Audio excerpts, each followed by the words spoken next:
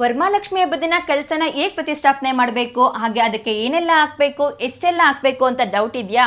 ಹಾಗೆ ಕಳಸದ ನೀರನ್ನ ಏನು ಮಾಡಬೇಕು ಪೂಜೆ ಎಲ್ಲ ಮುಗಿದ್ಮೇಲೆ, ಹಾಗೆ ಅದರ ವಸ್ತುಗಳನ್ನ ಏನು ಮಾಡಬೇಕು ಅಂತ ನಿಮ್ಗೆ ಏನಾದ್ರು ಅನಿಸ್ತಾ ಇದ್ರೆ ಈ ವಿಡಿಯೋನ ಎಂಡ್ ತನಕ ನೋಡಿ, ನಿಮ್ಗೆ ಎಲ್ಲ ಗೊತ್ತಾಗುತ್ತೆ. ಮೊದಲಿಗೆ ಒಂದು ಕಳಸದಲ್ಲಿ ಶುದ್ಧವಾದ ನೀರು ತಗೋಬೇಕು, ಯಾಕಂದ್ರೆ ನೀರು ಜೀವ ಮತ್ತೆ ಪವಿತ್ರತೆಯ ಸಂಕೇತ ಆಗಿರುತ್ತೆ. ವರಮಹಾಲಕ್ಷ್ಮಿಗೆ ಇಡುವಂತಹ ಕಳಸ ಯಾವಾಗಲೂ ಬೆಳ್ಳಿ, ತಾಮ್ರ ಅಥವಾ ಹಿತ್ತಾಳೆದೇ ಆಗಿರ್ಬೇಕು, ಕಬ್ಬಣ ಮಾತ್ರ ಯೂಸ್ ಮಾಡಲೇಬೇಡಿ. ಈ ನೀರಿನ ಕಳಸಕ್ಕೆ 21 ರೀತಿಯ ವಸ್ತುಗಳನ್ನ ಹಾಕೋದ್ರಿಂದ ಏನೆಲ್ಲ ಆಗುತ್ತೆ ಅಂತ ಹೇಳ್ತಾ ಹೋಗ್ತೀನಿ. ಮೊದಲಿಗೆ ಗಂಗಾ ಜಲ ಹಾಕ್ಬೇಕು, ಇಲ್ಲ ಅಂತಂದ್ರೆ ಗೋಮೂತ್ರ ಹಾಕಿದ್ರು ಆಗುತ್ತೆ. ಇದು ತೀರ್ಥದ ಸಂಕೇತ ಆಗುತ್ತೆ, ಹಾಗೆ ಕಳಸ ಪರಿಶುದ್ಧವಾಗುತ್ತೆ. ಅರಿಶಿನ ಕುಂಕುಮ ಹಾಕ್ಬೇಕು, ಇದು ಮಂಗಳ, ಆರೋಗ್ಯ ಹಾಗೂ ಸೌಭಾಗ್ಯದ ಸಂಕೇತ ಆಗುತ್ತೆ. ಅಕ್ಷತೆನ ಹಾಕೋದ್ರಿಂದ ಪೂರ್ಣತೆ ಹಾಗೂ ಆಶೀರ್ವಾದ ಸಿಗುತ್ತೆ. ಸುಗಂಧ ಹೂವಿನ ದಳಗಳನ್ನ ಹಾಕ್ಬೇಕು, ನಾನಿಲ್ಲಿ ಒರಿಜಿನಲ್ ಕೇಸರಿ ದಳಗಳನ್ನ ಹಾಕ್ತಾ ಇದ್ದೀನಿ. ಇದು ದೇವಿಗೆ ಅತ್ಯಂತ ಪ್ರಿಯವಾದದ್ದು. ಅಡಕೆ, ಇದು ಶುಭಕಾಯದ ಸಂಕೇತ ಹಾಗೂ ಲಕ್ಷ್ಮಿ ಸ್ವರೂಪ. ₹1 ನಾಣ್ಯ ಹಾಕ್ತಾ ಇದೀನಿ, ಇದು ಬೆಳ್ಳಿ ಅಥವಾ ರೂಪಾಯಿ ನಾಣ್ಯ ಹಾಕಿದ್ರು ಆಗುತ್ತೆ. ಇದು ಐಶ್ವರ್ಯದ ಸಂಕೇತವನ್ನ ಸೂಚಿಸುತ್ತೆ. ಲವಂಗ, ಇದು ಸುಗಂಧ ಮತ್ತು ಶುದ್ಧತೆಯ ಪ್ರತೀಕವಾಗಿದೆ. ಏಲಕ್ಕಿ, ಇದು ಮಂಗಳ ಮತ್ತೆ ಸುವಾಸನೆಗೋಸ್ಕರ ಹಾಕಲಾಗುತ್ತೆ. ಲಾವಂಚದ ಬೇರು, ಇದು ಪವಿತ್ರತೆ ಮತ್ತೆ ಶಾಂತಿನ ಸೂಚಿಸುತ್ತೆ. ಕವಡೆ,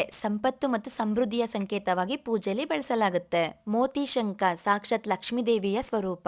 ಬಾದಾಮಿ, ಜ್ಞಾನ ಮತ್ತು ಸಮೃದ್ಧಿಯ ಸಂಕೇತ. ಗೋಡಂಬಿ, ಸಂಪತ್ತಿನ ಪ್ರತೀಕ.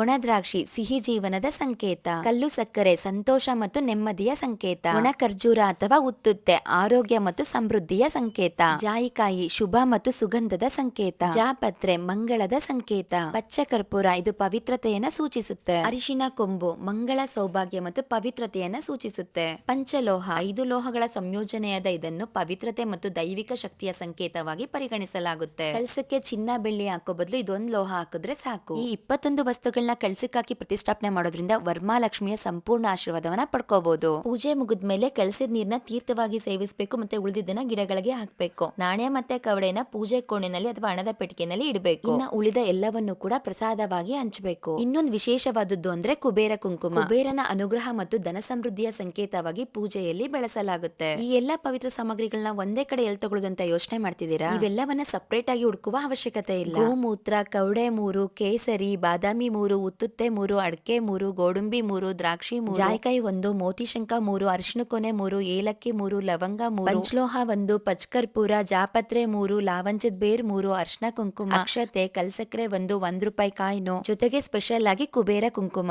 ಈ ಎಲ್ಲಾ ಸಾಮಗ್ರಿಗಳನ್ನ ಒಂದೇ ಕಿಟ್ ನಲ್ಲಿ ಅಶನಿಕ ಟ್ರೆಂಡ್ಸ್ ಅವರು ನಿಮ್ಮ ಮನೆಗೆ ತಲುಪಿಸ್ತಿದ್ದಾರೆ. ಕಿಟ್ ಬೇಕಿದ್ರೆ ಅವ್ರ ನಂಬರ್ ಇಲ್ಲಿ ಹಾಕಿರ್ತೀನಿ, ಆರ್ಡರ್ ಮಾಡ್ಕೊಳ್ಳಿ. ವರಮಹಾಲಕ್ಷ್ಮಿಯ ಅನುಗ್ರಹ ನಿಮ್ಮ ಮೇಲೆ ಸದಾ ಇರ್ಲಿ. ಈ ತರ ಯೂಸ್ಫುಲ್ ಇನ್ಫಾರ್ಮೇಶನ್ ಗೆ ನನ್ನ ಪೇಜ್ ಫಾಲೋ ಮಾಡೋದನ್ನ ಮರಿಬೇಡಿ. Thank you.